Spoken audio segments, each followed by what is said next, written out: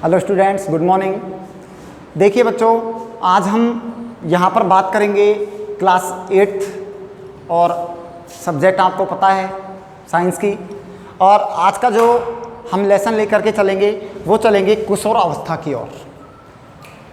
अच्छा लेसन है, क्लास 8 का चैप्टर नंबर 10 है।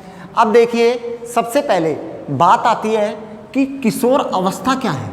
हम बात तो कर रहे हैं किशोर अवस्था की ओर, लेकिन हमें ये पता है कि किशोर अवस्था क्या है, इसके बारे में हमें सबसे पहले पता होना चाहिए। यानी कि किशोर अवस्था, देखिए किशोर अवस्था से तात्पर्य होता है कि जीवों के अंदर, जिसमें मुख्य रूप से हम बात करें मानव की, नर और मादा दो युग्म होते हैं, ठीक है।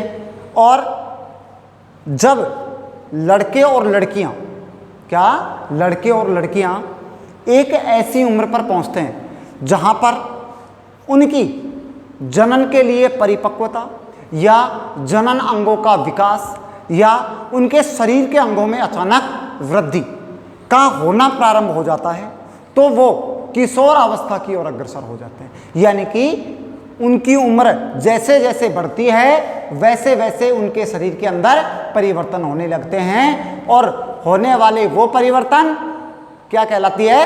किशोर अवस्था कहलाती है। अब देखिए, यहाँ पर किशोर अवस्था के परिवर्तनों की बात करते हैं। मान लीजिए इधर अपन ने ले ली यहाँ पर लड़कियों को, मादा जो अपन ने ली लड़कियाँ, या जिसको अपन लड़कियों की बात कर रहे हैं, ठीक है। यहाँ अपन जैसे मान रहे हैं नर या लड़के, पुरुष। तो देखिए किशोर अवस्था की ओर होता है जैसे शिशु ने जन्म लिया, बच्चा छोटा है, जैसे जैसे अपन ने देखा होगा कि उसके हाथ होते हैं छोटे होते हैं, धीरे धीरे जैसे जैसे बढ़ता है उसके शरीर में, उसके शरीर के अंगों में अपने आप क्या होने लग जाती है? वृद्धि होने लग जाती है। उसी प्रकार से यहाँ पर जैसे कि ऐसे लक्षण होते हैं, मैं आपको बता दूं, यहाँ इसको अभी रहने देते हैं और हम बात करते हैं जैसे कौन कौन से लक्षणों में परिवर्तन होता है। मान लीजिए कि जैसे जैसे आदमी की अवस्था बढ़ती है, लड़कों के अंदर जैसे दाढ़ी मूंछों का आना, ठीक है, किसका? दाढ़ी मूंछों का आना, ठीक है। और बहुत सारे होते हैं जनन अंगों का, जनन अंग का परिपक्व होना, का परिपक्व होना, ठीक है। और भी बहुत होते हैं। और बताइए, आवाज़ का भारी होना, क्या होता है? आवाज़ का भारी होना, ठीक है। और भी लक्षण होते हैं चेहरे पर जो पिंपल्स आप बोलते हैं, मुहासे, क्या होते हैं? मुहासे, मुहासों का निकलना। ये बहुत सारे जो लक्षण होते हैं ये किसके होते हैं? किशोर अवस्था की ओर अग्रसर होते हैं। जैसे जैसे बढ़ते जाते हैं ये लक्षणों का आना प्रारंभ होता है।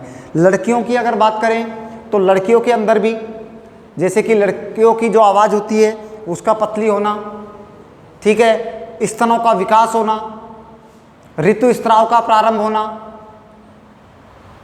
रजोधर्म होना, तो ये बहुत सारे जो लक्षण होते हैं वो करते हैं। अगर हम यहाँ बात करते हैं, देखिए अब हम बात करते हैं जैसे लड़कियों के बारे में कि उनके अंदर ऐसे कौन कौन से लक्षण होते हैं जो समय के साथ साथ वृद्धि कर रहे हैं और वो इस क्रिया की ओर, इस अवस्था की ओर अग्रसर होती हैं। तो आपको मैं पहली बात आती है कि सबसे पहले स्तनों का विकास, क्या होगा? स्तनों का विकास।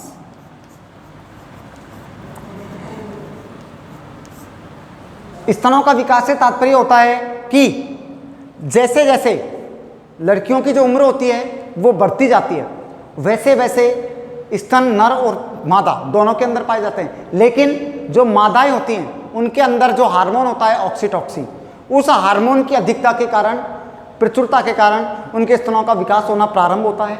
और उसके बाद नंबर दूसरे हम बात करते हैं कि ऋतुस्राव, क्या होता है? ऋतुस्राव। देखिए ऋतुस्राव से मतलब होता है कि जब लड़कियां लगभग 12 वर्ष से ऊपर, 12 वर्ष से ऊपर, लगभग की बात है, 13 भी हो सकता है, 14 भी हो सकता है, 12 वर्ष से ऊपर की जब उम्र होती है तो उनके ऋतुस्राव होना प्रारंभ हो जाता है। क्या हो जाता है? ऋतुस्राव होना शुरू हो जाता है, शुरू होना। यानी कि यहां से जो ऋतुस्राव होगा, एक द्रव्य या तरल पदार्थ होता है जो जनन अंगों के माध्यम से शरीर से बाहर निकलता है। इसके बाद जो पहला ऋतुस्राव होगा, जो सबसे पहला ऋतुस्राव होगा जब उनके अंदर प्रारंभी होगा, वो कहलाएगा रजोदर्शन। क्या कहलाएगा? रजोदर्शन। यानी कि जो सबसे पहले जिस दिन से वो होना प्रारंभ होगा, जिस उम्र पर होना प्रारंभ होगा, सबसे पहला जो ऋतुस्राव होगा वो कहलाएगा रजोदर्शन। और ये जो पीरियड है ये लगभग 28 से 30 दिन होता है। यानी कि 28 से 30 दिन के मध्य ये बार बार होता रहता है और वो कहलाता है रजोधर्म या रजोचक्र। वो क्या कहलाता है? रजोचक्र या रजोधर्म, यानी कि बार बार हर मंथ होना। तो ये यहाँ पर मुख्य रूप से किशोरावस्था की ओर इस प्रकार से अग्रसित होते हैं।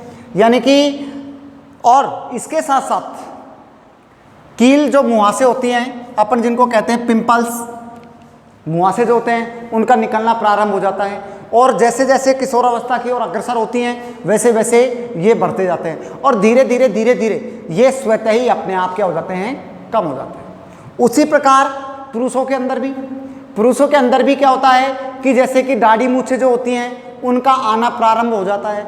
ये तो है नहीं कि बच्चा पैदा हुआ और पैदा होते ही दाढ़ी मूछें आ जाती हैं, ऐसा नहीं है। जैसे जैसे बच्चा आगे बढ़ता है, जैसे जैसे उसकी उम्र बढ़ती जाती है, तो वैसे वैसे ही उसके अंदर क्या होता है? दाढ़ी मूछों का आना प्रारंभ हो जाता है।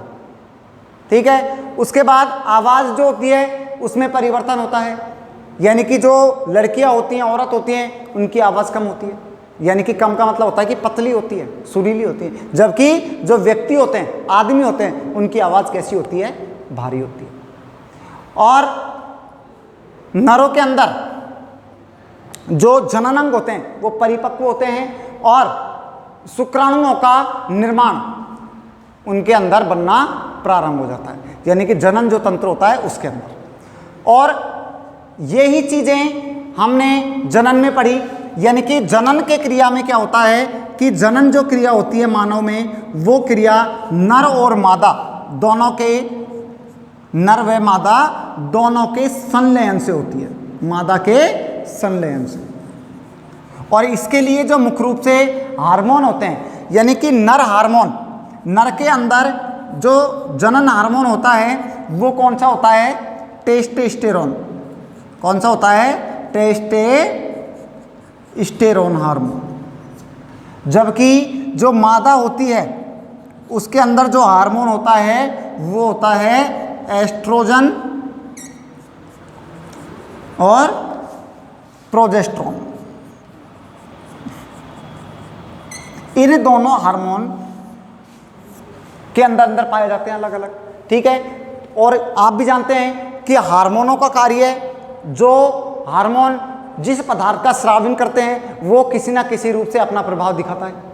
तो और अब जैसे कि स्तनों के विकास की बात करी कि स्तन दोनों में होते हैं, नर और मादा, लेकिन मादाओं के अंदर ज़्यादा विकसित क्यों होते हैं? उसका एक कारण यही होता है क्योंकि मादाओं के अंदर जो ऑक्सीटॉक्सी हार्मोन होता है उसका स्राव ज़्यादा होता है, अत्यधिक मात्रा में होता है।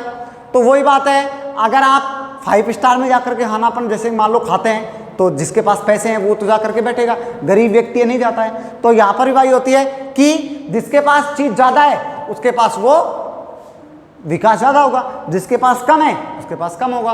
तो यहाँ पर ऑक्सीटॉक्सी हार्मोन मादा के पास ज़्यादा है तो वहाँ स्तनों का विकास हो रहा है, और नर के पास कम है तो वहाँ नहीं हो रहा है।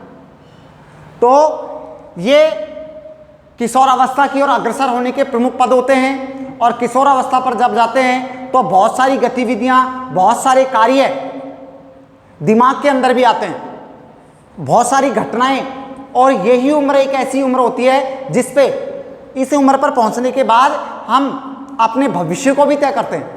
यानी कि क्योंकि जब बच्चा छोटी उम्र में रहता है तो वहाँ दिक्कत आती है, कि वो पूरी तरह से डेवलप नहीं हो पाता, उसका जो दिमाग होता है वो पूरी तरह से डेवलप नहीं होता है कि उसे क्या करना है, उसे किसी चीज़ की समझबूझ कम होती है। लेकिन जैसे जैसे जैसे जैसे उसकी उम्र बढ़ती जाती है, वो अपने आप शरीर के परिपक्व होने के साथ साथ जो उसका दिमाग का जो विकास होता है उसकी ओर भी वो क्या होता है, अग्रसर होता है और दिमाग का डेवलपमेंट भी करता है। तो ये जो टॉपिक है किशोरावस्था की ओर, यह हमारा यहीं पर कंप्लीट होता है।